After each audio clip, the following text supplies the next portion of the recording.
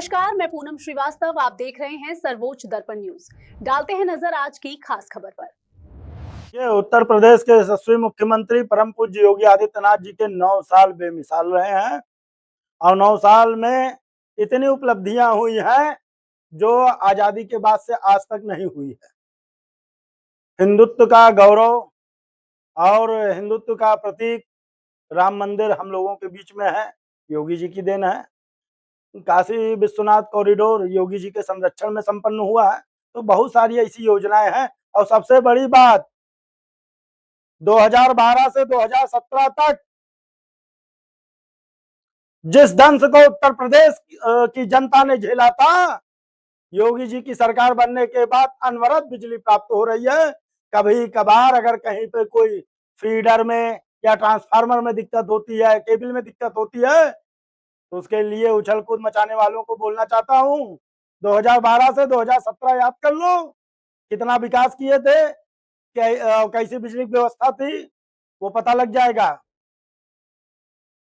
और एक बात कहना चाहता हूं, कुछ समाजवादी पार्टी के तथाकथित जनप्रिय नेता जो एक्सीडेंटल जनप्रतिनिधि बने, चाहे पूर्व विधायक रहे हो और चाहे वर्तमान के सांसद जी रहे हो, जनता के लिए कुछ किया नहीं, केवल ढोंग ढकोसला और भाषणबाजी करने वाले लोगों को कहना चाहता हूं कि गैस सिलेंडर मिले ना मिले, चूल्हे से जी लेंगे। गैस सिलेंडर मिले ना मिले, चूल्हे से जी लेंगे। डीजल पेट्रोल की कमी हुई तो पैदल ही चल लेंगे। सत्तू चूड़ा दही फल को अपना आहार बना लेंगे। एक वक्त मां सरयू का जल पीकर परिवार चला लेंगे।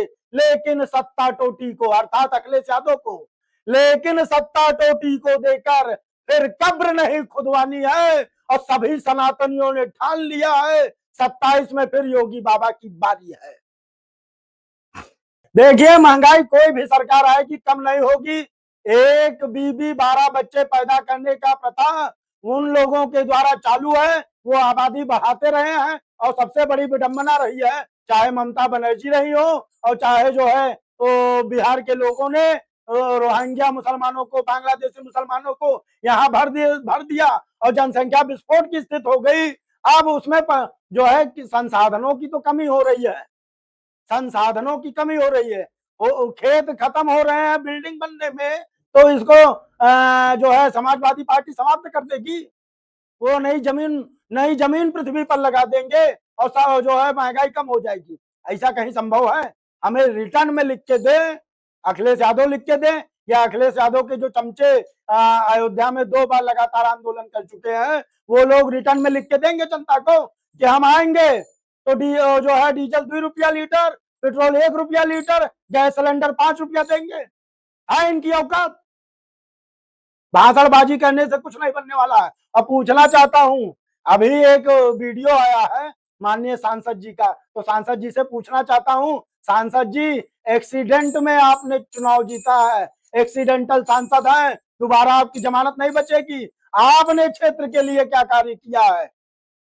कोई जवाब है? कोई सड़क बनवाए हो सांसद निधि से, कोई पार्क बनवाए हो सांसद निधि से, कोई भंडारा की हो सांसद निधि से? लेकिन मैंने आपका एक प्रोग्राम बहुत अच्छे से देखा, दो बार आपके प्रोग्राम प्रेस के माध्यम से देखा हूं।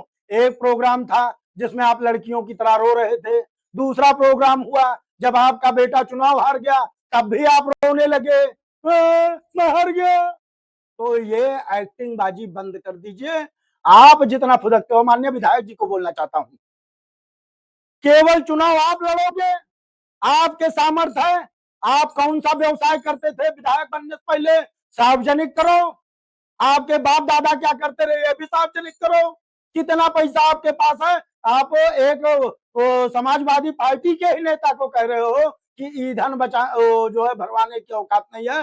वो महर्षि श्रीराम द्विवेदी, जो संत श्रीराम द्विवेदी के पुत्र है, उनके ऊपर आरोप लगा रहे हो। अरे आप केवल ये चाहते हो कि आप ही पैदा हुए हो पृथ्वी पर जो चुनाव लड़ोगे अयोध्या से, बाकी किसी लोगों की औकात नहीं है। ऐसा कैसे बोल दिया भाई? मैं किसी पार्टी का समर्थक नहीं हूं, लेकिन एक बात बोलता हूं, अगर झूठे ब्राह्मण बनने की कोशिश करोगे तो आपके ऊपर पलीता लगाने का काम करूंगा।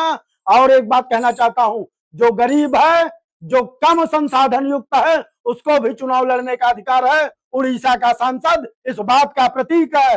गाड़ी से ईंधन भरवाओगे। और दूसरी बात, आपका ही मीडिया के द्वारा एक बयान आया, माननीय पूर्व विधायक जी, आपने कहा कि भाजपा के लोग जो है, अगर वो कहते हैं, क्या कहते हैं, ईंधन बचाने की बात करते हैं, तो हम तो ईंधन खर्च करेंगे। तो आपको बोलना चाहता हूं, आप दूसरे गोला से आए हो।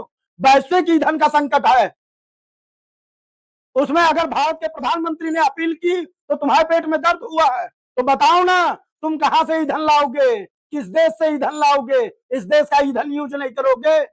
अरे सबक ले लो, आपकी सोच भी बहुत अजीब सी है, उस पर तो हमें शर्म आती है। आपको नेता अयोध्या की जनता कैसे मान ली, कैसे आपको जनता बना दिया नेता।